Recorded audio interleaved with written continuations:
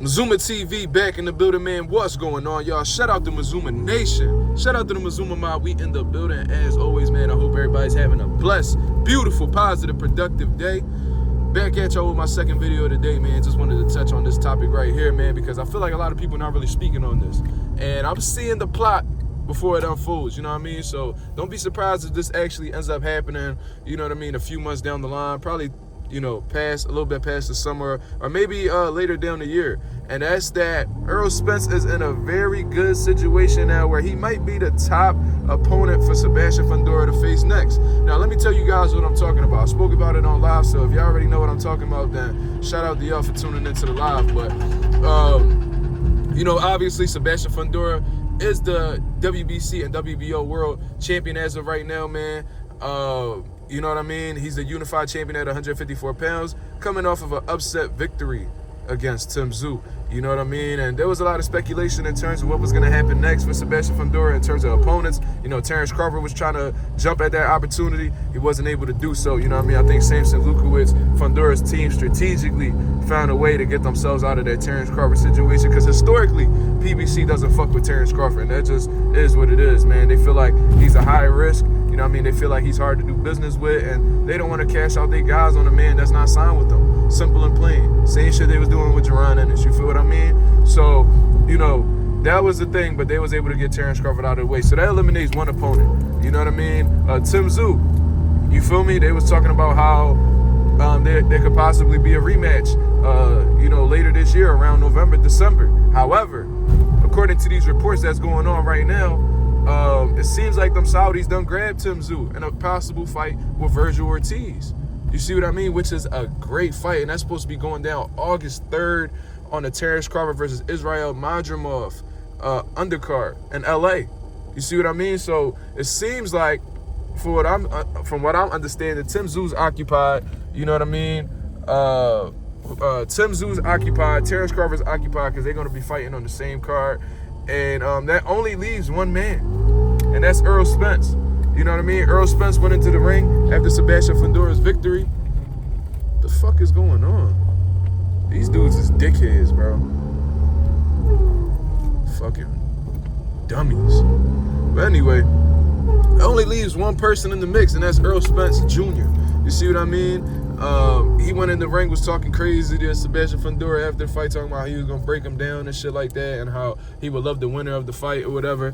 And a lot of people were shooting it down, myself included, because I was under the impression that, you know, he just came off of the worst loss of his career. You know what I mean? He got absolutely dominated by Terrence Crawford. The man got stopped. It wasn't competitive at all. So I was under the impression that this man had to bounce back. I felt like he needed to bounce back in order to get an opportunity, especially for 2 belts. You know what I mean? For a unification fight, while you don't bring any belts to the table and you never had a fight at 154, I felt like he needed to show the world that, you know, he was deserving of this fight. You know what I mean? I thought that Terrence Crawford was more worthy, but because they were successfully able to get Terrence Crawford out of the way and able to eliminate that rematch with Tim Tszyu, it only leaves one man available. You know what I mean? That actually makes sense. You know, that's actually a big fight, and that's Sebastian Fundora versus Errol Spence. You know what I mean? So at this point in time, you know, I guess, you know, I'll settle for that fight.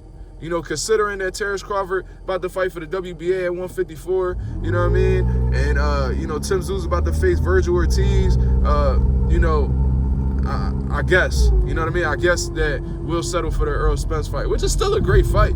You know what I mean? I just didn't think that he was the #1 guy. I didn't think he was the most deserving of that opportunity. But considering everybody else got their own shit going on, that, you know, why not? You know what I mean? It's a very intriguing style. I mean, it's a very intriguing fight style-wise.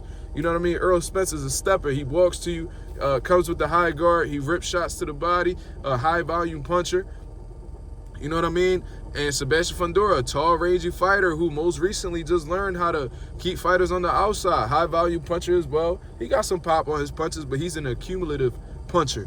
You feel what I mean? Southpaw, you know, 6'6", 6'7", for what I understand. You know, Errol Spence is 5'9" and some change. Southpaw as well. Southpaw versus Southpaw. Why not? Why not, man? You see what I mean? Why not at this point? You know, who else should Sebastian Fundora fight? You know what I mean? That's a bigger fight than Errol Spence at this point. You know what I mean? So don't be surprised. Don't be surprised at all if we get some announcement later down the line that Errol Spence and Sebastian Fundora will be fighting. I think Errol Spence has to get some things situated. You know what I mean? From what I understand, I haven't heard any news, but it still seems like Errol Spence is searching for a new trainer. You know what I mean? Hopefully he gets back with Derrick James. You know what I mean? That'll be highly unfortunate to see them guys split apart. And Errol Spence having to start all over again and build a whole new chemistry with a whole different trainer.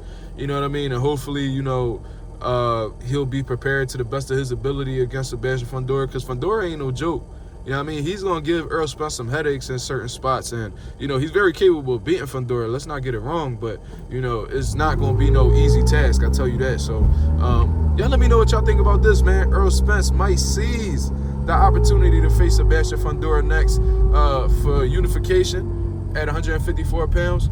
You know what I mean? So y'all let me know what y'all think about this. This is Mazuma TV. Thank you very much for tuning in. That's my thoughts on the situation, man. Y'all hit the like, y'all hit the subscribe. Y'all share the video as always, man. I appreciate you guys showing love. Until then, I'm out of here, man. Peace.